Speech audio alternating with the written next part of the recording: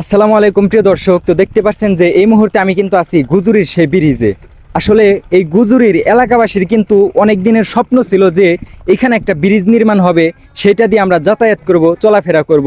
ঠিক এই স্বপ্নটা কিন্তু এলাকাবাসীর, সেই স্বপ্নটা কিন্তু পূরণ হতে যাচ্ছে। দর্শক দেখতে পাচ্ছেন যে ব্রিজের কাজ কিন্তু এখন তুরি শেষ হয় নাই।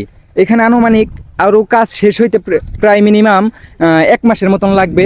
তো যাই হোক, ব্রিজে কিন্তু এখনো কাজ চলতেছে এবং কি পিছেও যে রাস্তাগুলো যাতায়াত করবে আসা যাওয়ার জন্য, সেই রাস্তাও কিন্তু নিচে মাটি দিয়ে ভরট করে দিতেছে এবং কি গাঙ্গে থেকে আমাদের সেই ডেজার দিয়ে মাটিগুলা আইনে সে রাস্তা কিন্তু ভরট করে দিতেছে।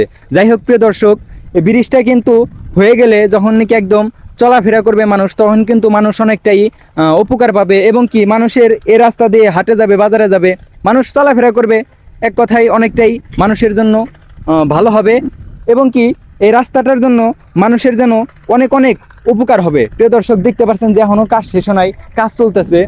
আর আমি যেখানে দাঁড়াই রয়েছি এখানে কিন্তু এখনও ঢালাইটা শেষ নাই।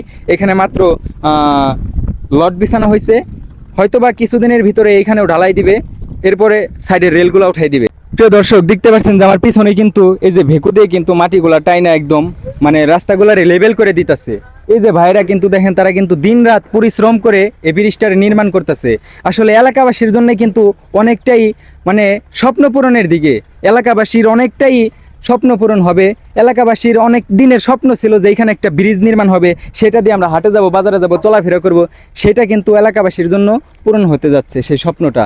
যাই হোক প্রিয় দর্শক দেখতে পাচ্ছেন এখানে ভাই বেড়াদার অনেক কাজ করতেছে, তারা দিন রাত পরিশ্রম করতেছে এবং কি আমাদের যে ব্রিজের নিচের যে রাস্তা সেটা কিন্তু ভরাট করে দিতেছে মাটি দিয়ে, মানুষ যাতে ভালোভাবে ব্রিজে উঠতে পারে।